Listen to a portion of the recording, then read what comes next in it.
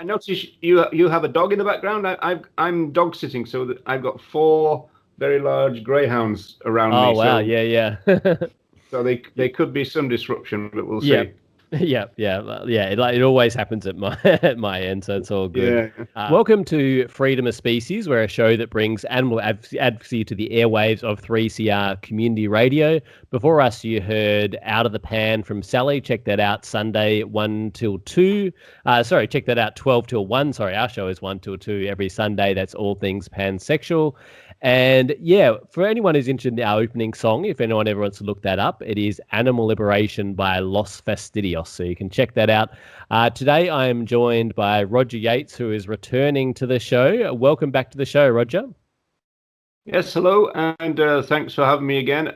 Out of the pan sounds interesting, although the rest of that is into the fire, isn't it? So that's out of the pan into the fire. Yeah. Yeah, yeah, that is a show that covers all things. Yeah, it's sort of like pansexual is the sort of title, but yeah, all things around gender identity and sexuality and lots of different topics. So always worth checking that out with Sally.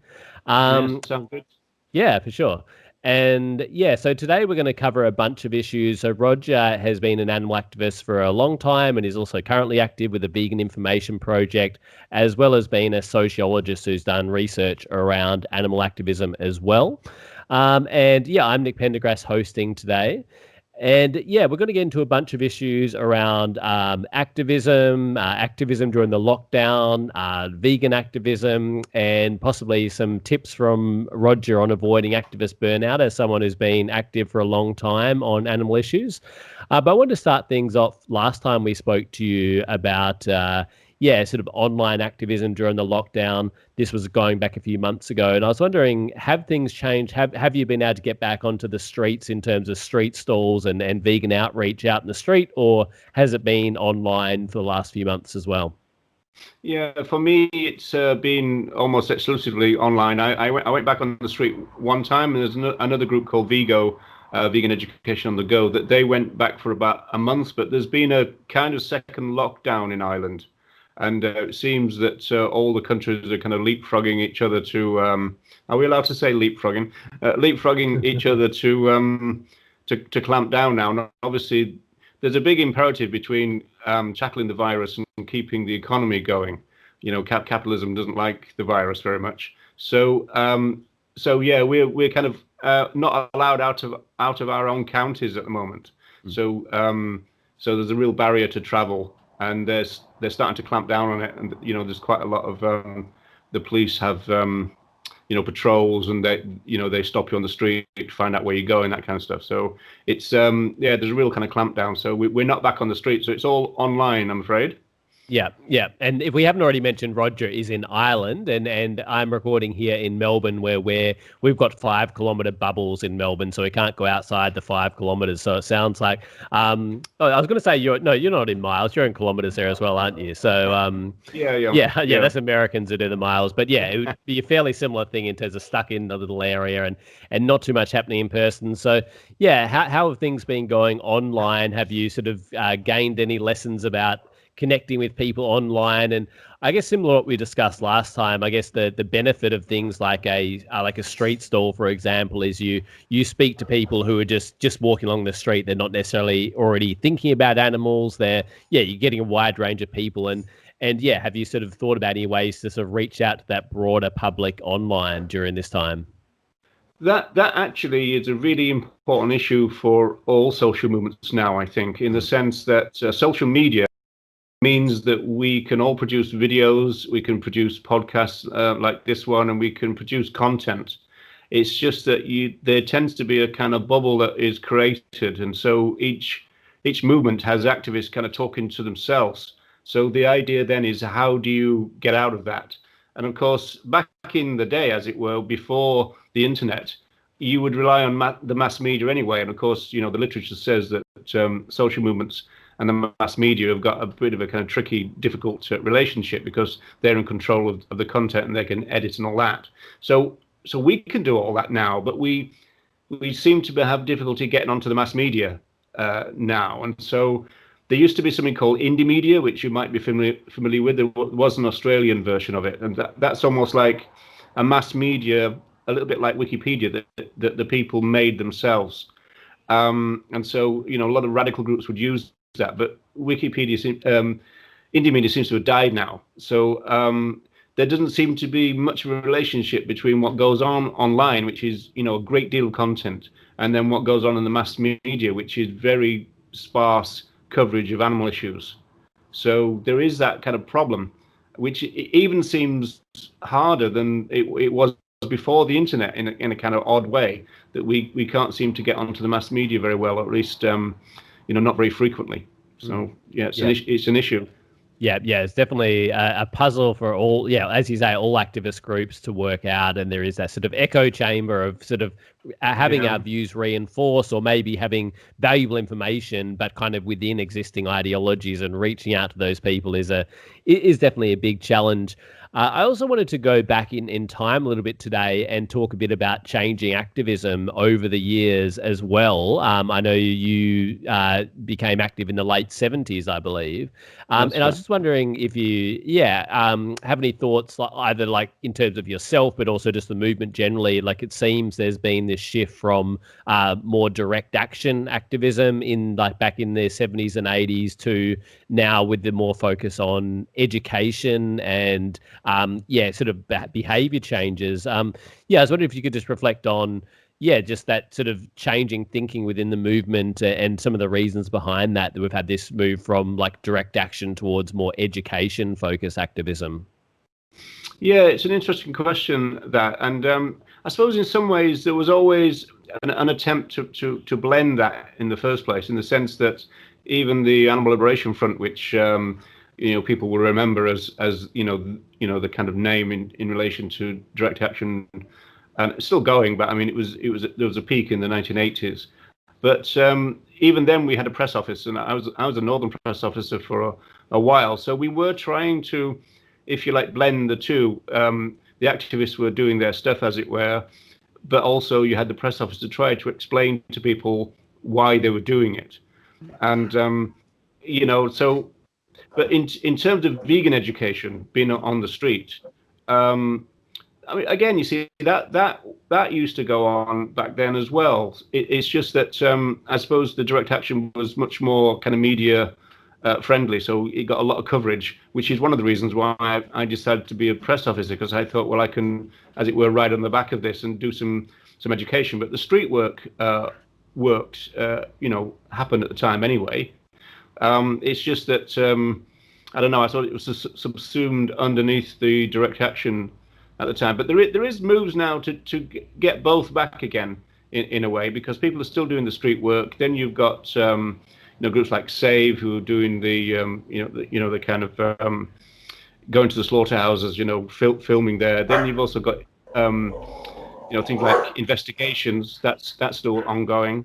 And so there is quite a lot of stuff happening now. Here in Highland, there's a group called Wake, and they do investigations, but also education. So it's kind of still going on. I think really in terms of eras, it's kind of what the media focused on at the time. Now we've got what is the main thing on social media. There is somebody called Jake Conroy, who was one of the Shack campaign in North America, and he was jailed for 4 years, and he's now still kind of banging the drum for pressure campaigns.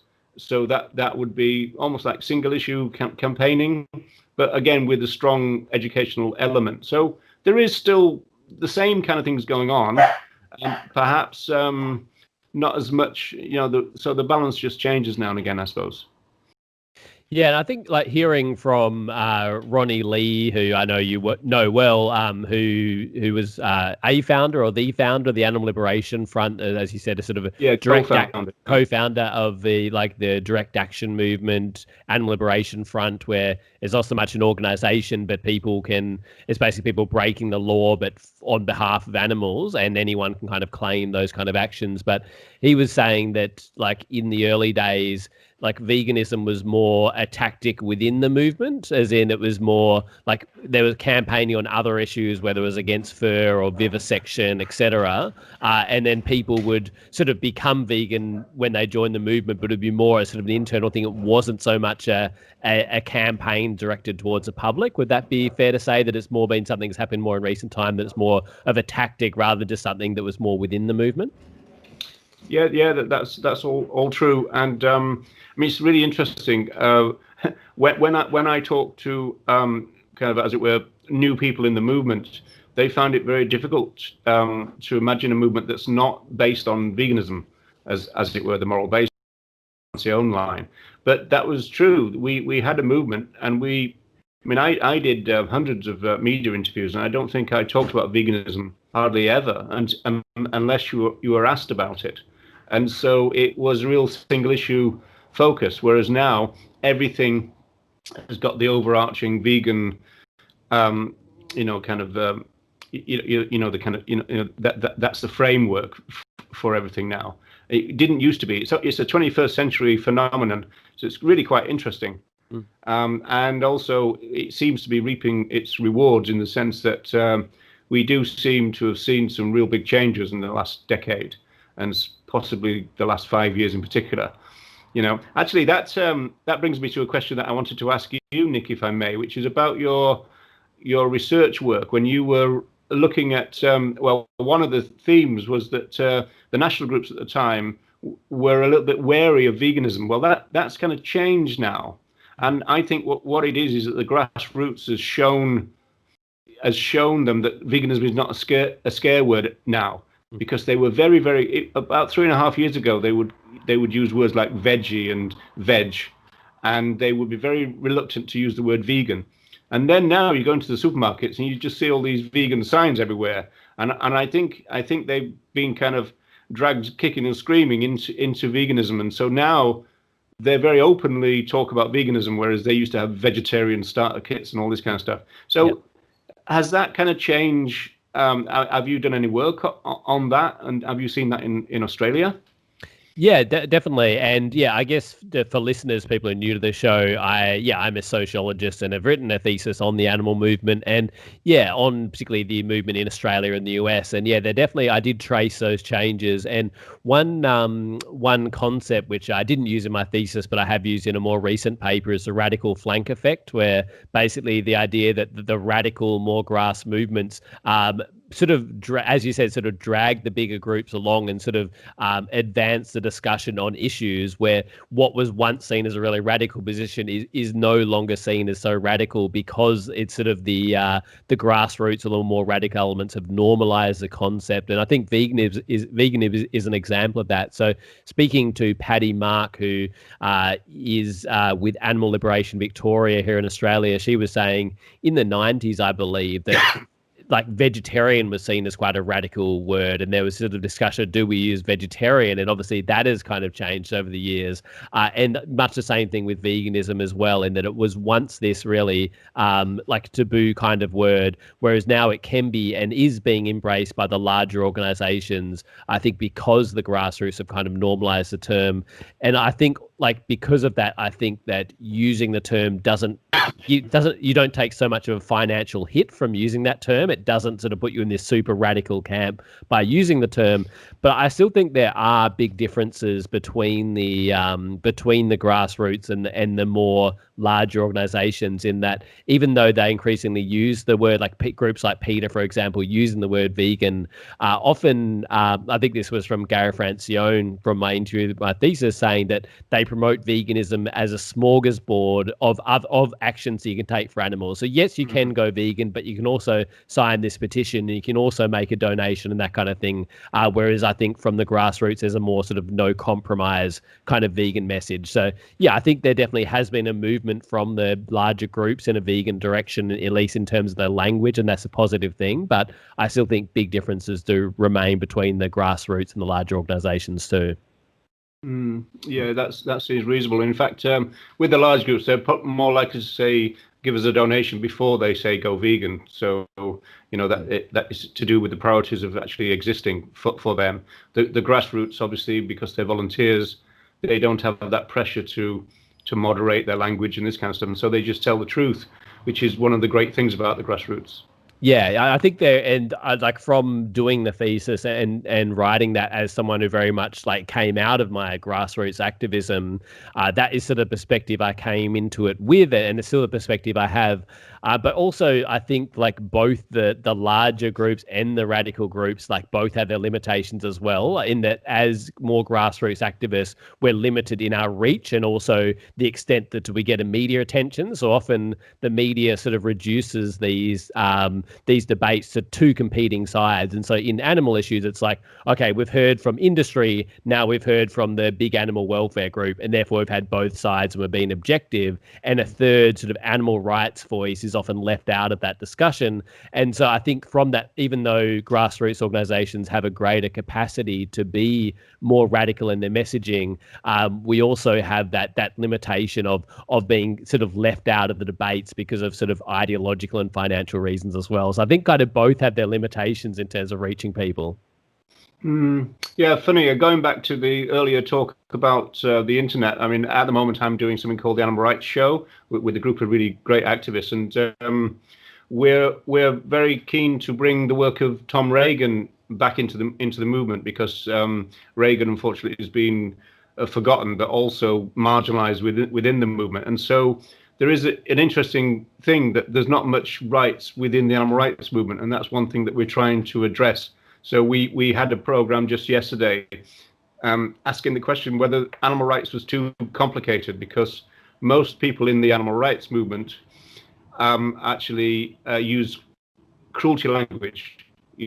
So they talk about animal cruelty, even mercy for animals, this kind of stuff, and they talk about being animal lovers, which is outside of the radical scope of animal rights, which talks about other animals being rights bearers and rights holders, and that by using them you're violating their rights. So the actual animal rights message is much stronger than the animal welfare cruelty kind of message, and yet most people in the animal movement use welfare language, and then they stick a Go Vegan label on the end of it, which doesn't really make any sense except for them. So it's a really interesting movement issue that we're trying to address. Welcome back to Freedom of Species. We're speaking to Roger Yates, who is an animal activist and a sociologist based in Ireland, and we've been talking a bit about veganism and changing activism within the animal movement. And one thing I was curious to get your perspective on is this shifting activism that we've spoken about. And as you say, there has always been, lots of different factions and types of activism within the movement. I don't want to say it was all direct action then, but as you say, that was the activism got the most media attention, but there was other stuff going on.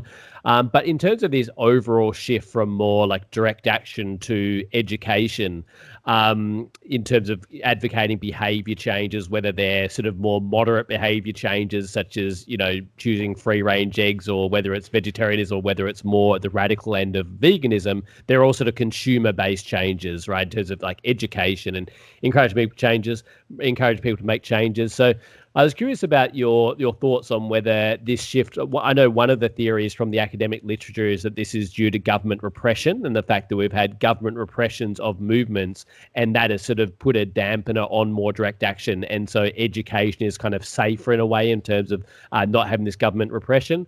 So do you think do you think it's these external factors within the movement of government repression of direct action, or do you think it's more of an ideological discussion and activists kind of changing towards education for more of their own reasons rather than external? Yeah, I'd say it's a blend of all those things, in the sense that there has been a clampdown, especially in places like the United States.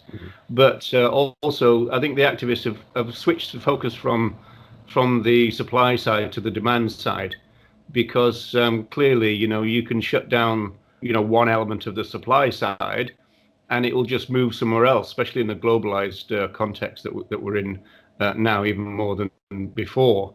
And so, I mean, at the moment, we're seeing that with the fur farms being closed down. What's going on is, if the demand remain the same, they just get moved around. And so they're being congregated in places like Russia and China right now. It used to be that mainland Europe was the place.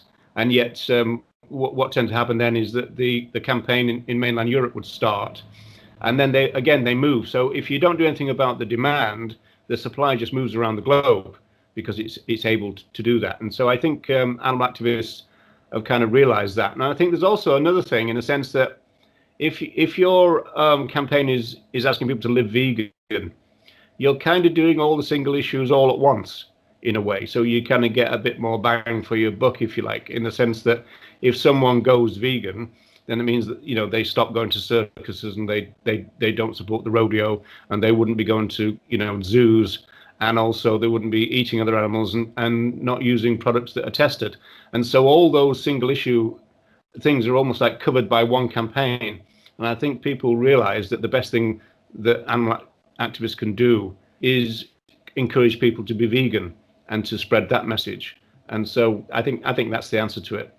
Yeah, and I think that's a really good point, because I think often when vegan activists are pointing out, like encouraging people to promote veganism rather than single issue campaigns, the sort of the pushback against that might be like, well, don't you care about this issue? Don't you care about this issue? And I guess the response from vegan activism, yes, we do. We care about all these things. So it's rolling all those campaigns into the one, which is veganism.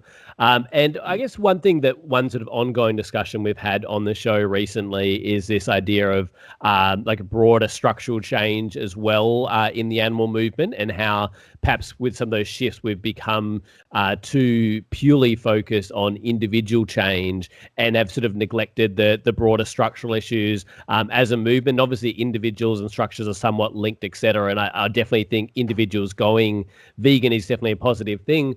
But yeah, I've also been sort of inspired in recent years of moves. I know, like Animal Rebellion in the UK, for example. He played a talk from Dylan Fernando from Animal Rebellion last show, actually, on this idea of pushing for a plant-based food system, kind of using similar messaging to environmental movements of this structural level. And so, yeah, how do you feel about that as someone who promotes like vegan outreach, of this critique that we're focusing purely or too much on the supplier sort of side of it from individuals, and sort of maybe overlooking governments, corporations, and those the bigger picture, I guess?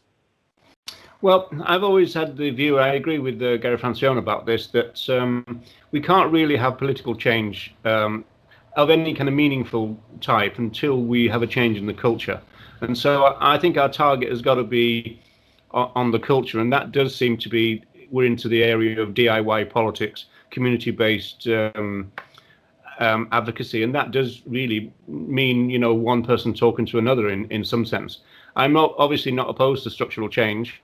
It's just that I think that the focus has changed now, and I think also within the movement there's been, you know, psychology, even things like sales psychology or pop psychology, is quite prevalent in the animal movement, whereas sociology tends to be sidelined. And I know that, you know, the recent conferences are trying to address that, you know, with vegan sociologists. But I think that, you know, it's almost like animal advocates naturally look at individual issues, and they don't put them in a structural context. And that obviously would be a benefit if they would do that. To the extent that it would change the focus of what they do, I'm not quite sure. I would still say that it's probably still too early to go to politics if that's one of the, you know, the structural arms that we're looking at. Although I think a campaign that is based on looking at subsidies would be quite useful, in the sense that you know, animal use is heavily subsidized. If we could change that, that would be a structural change that would bring about some great benefit. Yeah, definitely. And I spoke to at a recent or somewhat recent, like just pre sort of lockdown, an environmental rally where there was a bunch of vegan activists there highlighting the environmental impact of animal agriculture. And they were promoting like plant-based food system, these broader structural issues. But similar to your point, they were saying that, well, I mean, at the moment, we've got a sort of a coal-loving prime minister who brought coal into parliament, etc. So I guess it's worth pursuing that structural change, but also, yeah, I think we also can't wait for the institutions as well. And I think we do need individual, yeah, as you say, change at the individual level, and that sort of cultural change if we're going to have a change from these structures as well, for sure. Well, obviously, as sociologists, we know that the structure and the individuals are linked. I mean, the structure is populated by individuals, and yet the structure also has a big effect on individuals. So it's an interesting balance from a campaigning point of view about where to target your effort. And it does seem to me that the non-structural vegan education seems to be having some kind of effect. Whether we have, as it were, time to do it is another thing. So you've got the environmental thing about, do we have the time? Does the actual planet have the time? But also, of course, the other animals who are being used and killed right now, it doesn't really benefit them. We're almost like campaigning for those who are not yet born, which is one kind of oddity of animal rights in a way. Yeah, for sure. Yeah, definitely lots of complexities. And I think, like you said, I guess the idea of, I think a lot of these discussions often talk about them like they are a dichotomy, like, do we target the structures or do we target the individual? And as you say, like there's very much like a reciprocal relationship between those to some extent. Like we do have some individual control over these structures as well. Yeah, Nick, okay. I think that the COVID is an interesting lesson for people who talk about structural change, in the sense that we've got a lot of pushback from the population about what the politicians are trying to do in order to beat the virus. And so that would probably be the same as if, we ended up with all these bans, ban this and ban that. There's a fundamental problem in things like banning hunting. If you don't change the hunters and they still want to hunt, you've just got a bunch then of frustrated people who have been prevented to do what they still want to do. You haven't shifted it in terms of culture and ideology and values. And if you don't do that, then it seems to me that you're always going to get a pushback. And the history of the banning of hunting is that the hunters have just found every loophole possible in order to carry on hunting, because we never won the argument with them. We never persuaded them that hunting was a rights violation, anything, right? We just had it banned, but they still wanted to do it. So there is a limitation even to structural change in that sense. Yeah, definitely. And I do think there are parallels with COVID as well. I know when it sort of first came to Australia and numbers were possibly getting quite high, but it was hard to tell because they weren't actually testing at that point unless you'd come from overseas. But I was definitely at that point, from what I'd read, thinking we should actually be shutting down to get it under control, and the government was dragging their heels on it. So I guess I was kind of doing parallels to Big, like I was staying home and I was encouraging others to do the same, as many others were online at that point. And so it's a little bit like veganism as well. It's like you do what you can and encourage others that do the same thing. And at the same time, I definitely would support efforts for governments who eventually did that, but they dragged their heels and getting there in Australia in terms of locking down and trying to stop the spread of it, but not waiting for those institutions. So definitely not ignoring them, but also sort of doing that individual change while we're waiting for these sort of slow institutions to catch up as well. So I think a lot of parallels for vegan activism. There is that, and also you can see that same point the other way around, in the sense that in the 1980s, I used to call some people militant meat eaters, the ones who always kind of said, there's no way that I'll never do this and that and the other. Quite often they're now declaring themselves to be vegan, which is quite interesting in itself. But there are going to be some people, like with smoking bans or seatbelts, who just won't abide by the rules. So it's a balance. You can persuade people through rational argument, and that's the best way of doing it. But there's always going to be some where you're going to have to use the elements of the state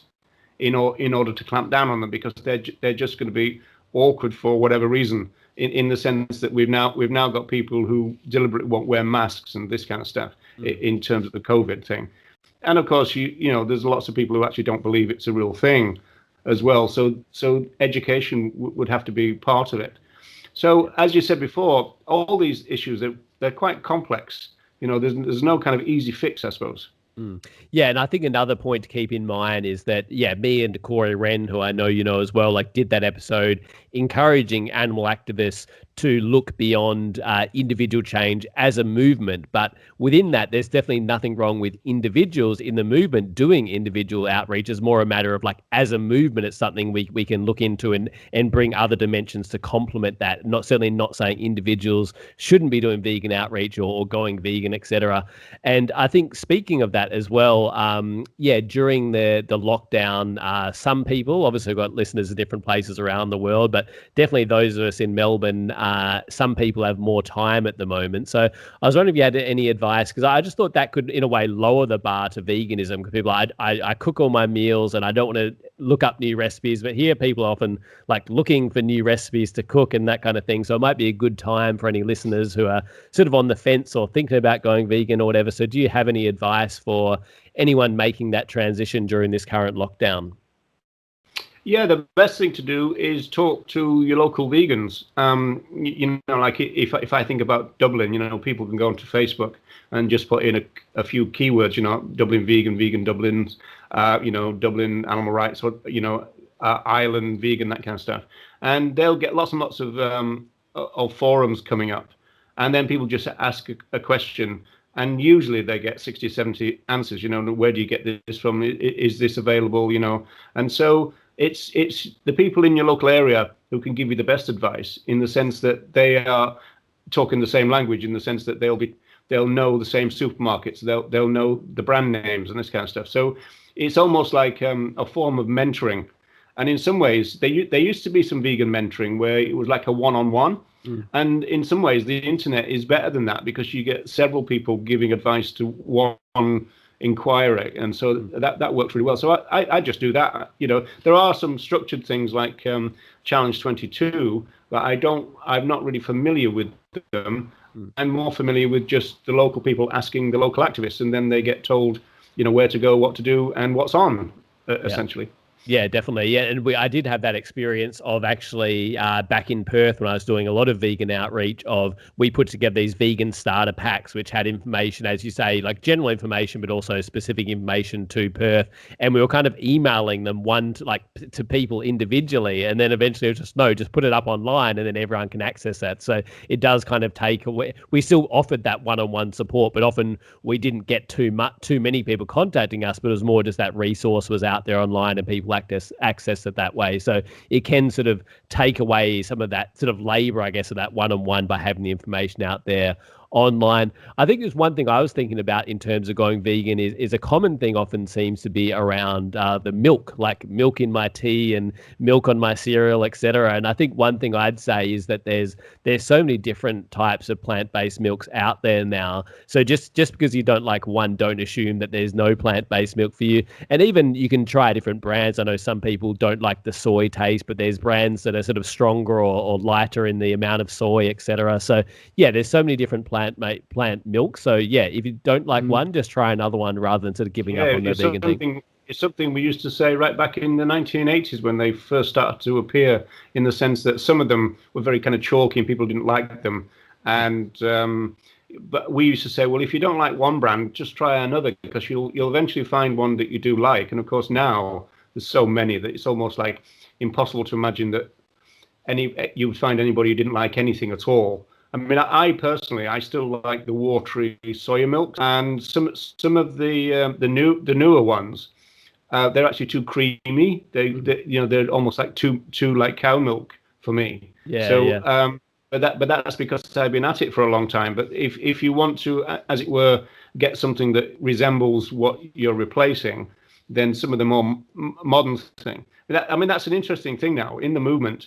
People almost like assume there's a vegan version for everything, which is generally true. But you often get odd kind of inquiries now. Is there a vegan caviar? And all these kind of things, because I bet there is. There's almost well, I think there probably is. But I mean, you can get things like vegan haggis. I mean, weird stuff, But there is this expectation, and I see modern day vegans kind of complaining, "Oh, my supermarket is not very good. It's only got 4 types of soy milk," and you think, wow, that'd be fantastic in the 1980s. So it does go to show how things are shifting and moving along. Yeah, and it was interesting. We'll go to a track in a moment. Just one thing I'll chuck in, though, on a recent episode I did with my co-host, Madison, and she's been vegan for quite a while, but yeah, you're not going back as far as me. And obviously I'm, no way going back as far as Roger as well, but saying, well, things are easy now, but when I first went vegan 5 years ago, things were quite difficult. And I was kind of like, oh, when I went vegan, like, oh, things are okay now. But when I went vegan 15 years ago, and then you're like, well, when I went, like, yeah, it always kind of like, it seems better now, but like things were bad at this time before. But yeah, definitely things have definitely improved a lot from the 1980s. I'm sure you can vouch for. Indeed. Yep. Well, there is actually a very important movement issue which is related to that, in the sense that most people get their information.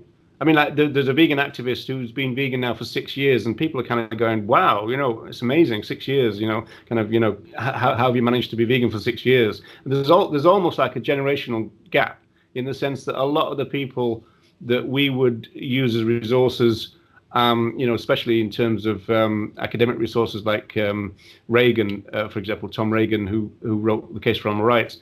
People don't know them. They just know the kind of YouTube people from 5 years ago, and they're the kind of veterans now.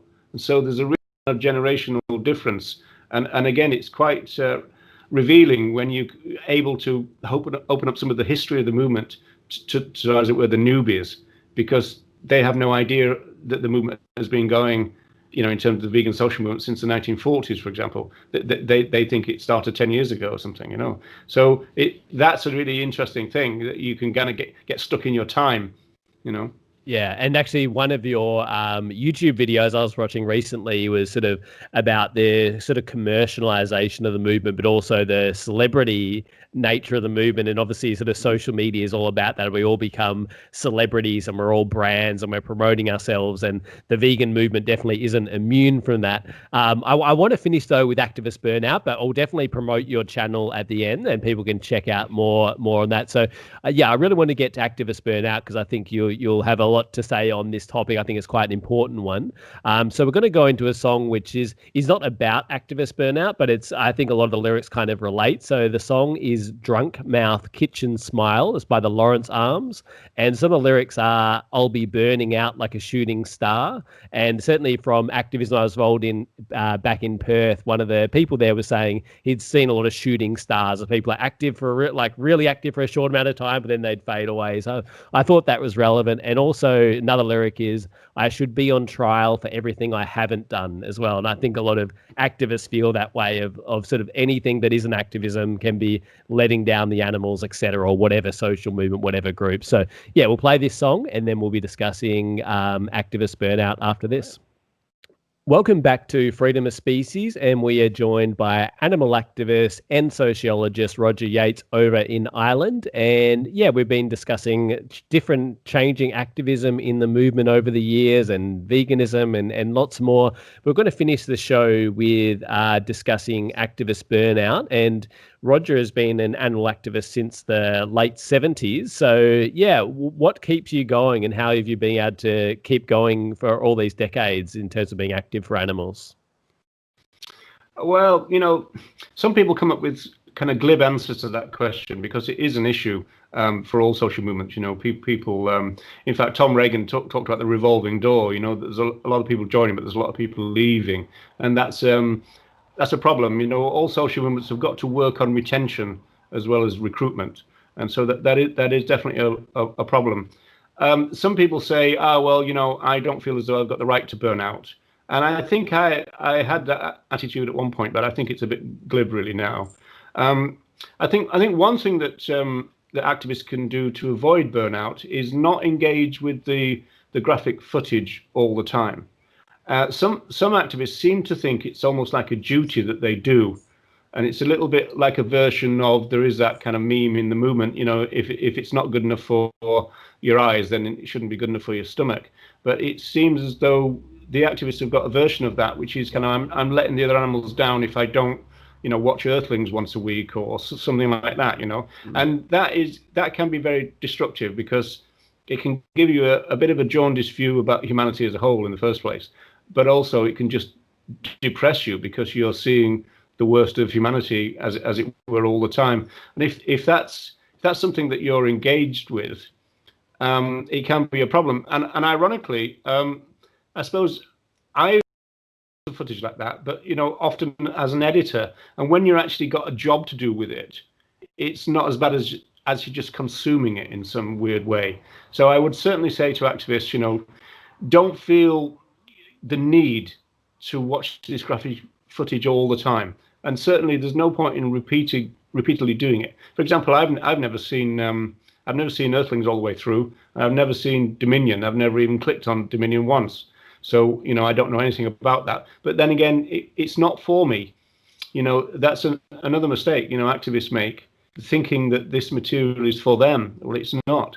They're vegan. There's no need for them to watch it. I mean, obviously, if they want to learn facts and figures, which can be useful, obviously, that's one thing. But to actually kind of repeatedly put themselves through it is unnecessary in my view. And it's one of the main things that gets to some of the younger activists. This apparent kind of need and almost like a pressure to watch that kind of stuff. It's not necessary.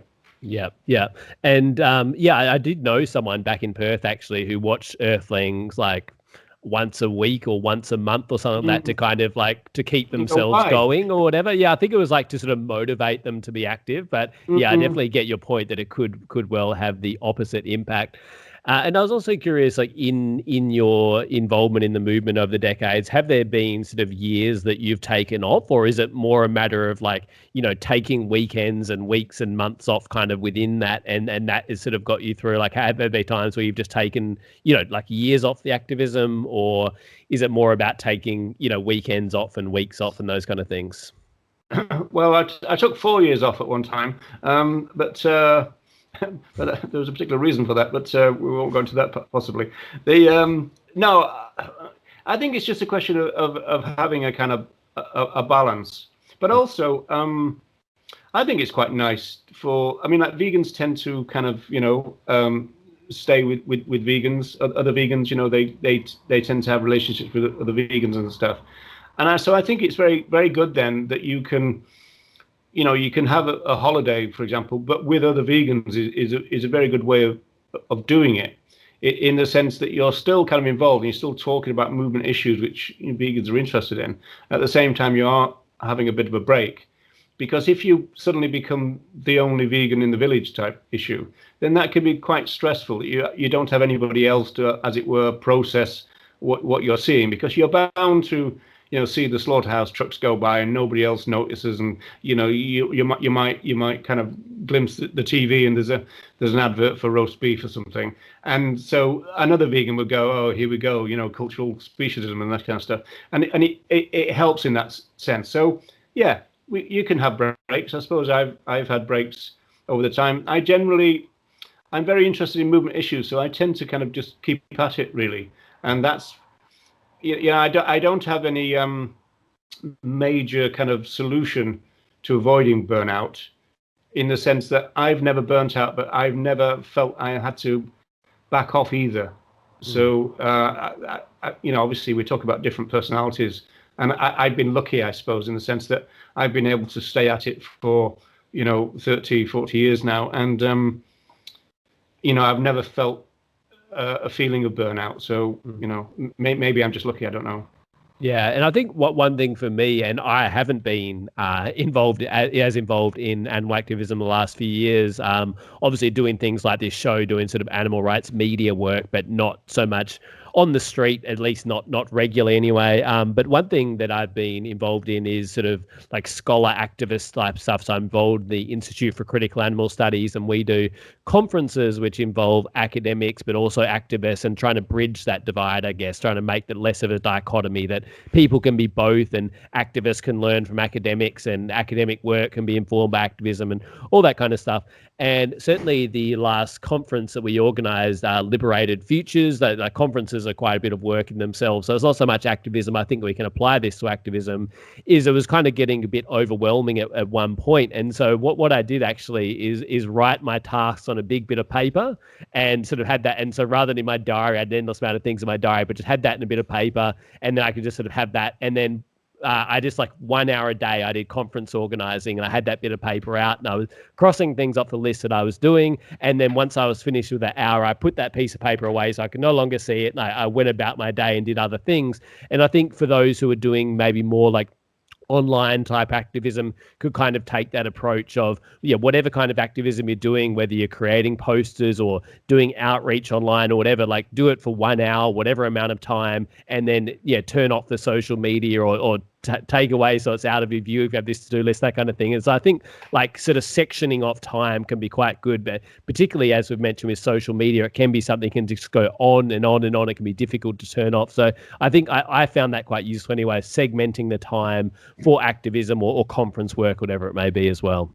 Yeah, one of the things that really changed for me is in the early days, I was very critical of some of the groups used to do a lot of social events.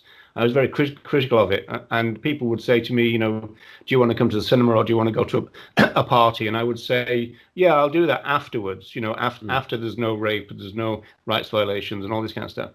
And then I realized that we are human animals after all, and we need a social life. And so, if you can build that into a group situation, that's very affirming. Because it brings group solidarity, and people kind of get to know each other on a different level as just being, another person with a banner, as it were. And so that's very useful. So that's a good way of avoiding burnout, I think. And it's something that I've personally changed my mind about. Yeah, definitely. I think also there's that sort of stereotype of activist as this one-dimensional kind of person who doesn't have any other interests and doesn't like music and doesn't like sport. And as you say, like that kind of stereotype of like, I don't care about anything else. I'm just focused on my issue. And I think, I think that isn't the case. It's like a stereotype for most activists. Most activists aren't like that. But to the extent that people would be like that, I think we also, in a way, cut ourselves off from society as well. And I think the more that we, pursue our other interests, whether they are sport or music or whatever, like going to the movies, whatever it may be, these other interests, it's a matter of like things that we connect with other people on who might not be into that movement. And then also hopefully within those movements, those informal conversations might raise awareness of issues around animal rights or feminism or whatever other issue as well. So I think it's not good for us as activists, but I think even from a more strategic point of view, I think pursuing those interests can be useful as well, rather than cutting ourselves off from anything that isn't explicitly activisty and political, I guess. I can understand those activists. I was one myself who would go, well, if I spend 3 hours watching a movie, the slaughterhouses are still operating. And it's a question of coming to terms with the fact that, okay, that, but there's no point in beating yourself up about it, really. And in that sense, you're just debilitating yourself. And so you've got to almost just come to your senses and say, okay, we know that the rights violations are ongoing. It's 24/7. We know that, but you've got to sleep and you've got to eat and you've got to do other things, and it's just a question then of coming to a balanced kind of situation about it, I suppose. Yeah, that's right. And we did have an activist, a friend of mine, Mark Allen, on the show a few times actually, and he talks about acceptance, which I think can be like misinterpreted to say that like I accept the animal exploitation, but it's more like accepting that is the reality and trying to change it, of course, and doing what we can to change it, but also sort of come in terms like, yes, that is the reality, but yes, I'm going to do what I can to change it, but also not constantly like doing what you can, but also I guess when you're not directly sort of advocating that issue, just sort of going, well, I'm doing what I can, and not like constantly having that running through your head or whatever, whether it is animal exploitation or climate change or whatever other issue. I think it's good to like, even with climate change, it's like I try and like go to a rally and then come home and watch something that isn't related to climate change, or, do a podcast episode on climate change and then, watch a movie about something else or whatever. So like doing what you can, but when you're not doing that thing of also not constantly having that sort of running through your head, I think is a positive thing for mental health, etc. Yeah, mental health is important. I used to be pretty good at football. I was playing football into my 60s, and COVID had stopped me really. But we used to play five-a-side, and at one point we had like a vegan team, and that was great because you were able to again still be with vegans but doing something else. And again, it was very bonding, in that sense. So that's what I'd be looking for, I suppose. Yep. Yep, great. We're just about out of time. Before we wrap up, do you want to give any plugs? And we can put these in the notes for the show as well. But yeah, do you want to give a shout out for your YouTube channel and animal rights show and blog and anything else you'd like for listeners to hear more from you or read more from you, etc.? Yeah, well, all that's what you just said. Yeah, and yeah. I suppose my website is called On Human. I think it's changed actually now. For now, I think it's called On Human Relations with Other Sentient Beings now, and that's a Weebly site. I can't really reel off the address, but I mean the best thing to do is probably Google me. I would think, or if people want to send me a message on Facebook, I'll certainly respond with all the links. But I'm not very good at actually just reeling them off, to be honest. So That's there right. you go. We'll put them in the notes for this episode. And I'll also, if you're listening to this live, I'll have them up on social media on our page as well. So, yeah, you can like us on Facebook by searching for Freedom of Species. Follow us on Twitter at FOS Radio. You can also listen to all of our shows via 3cr.org.au/freedom of species. We're on iTunes, Spotify, a bunch of other apps as well to check us out there.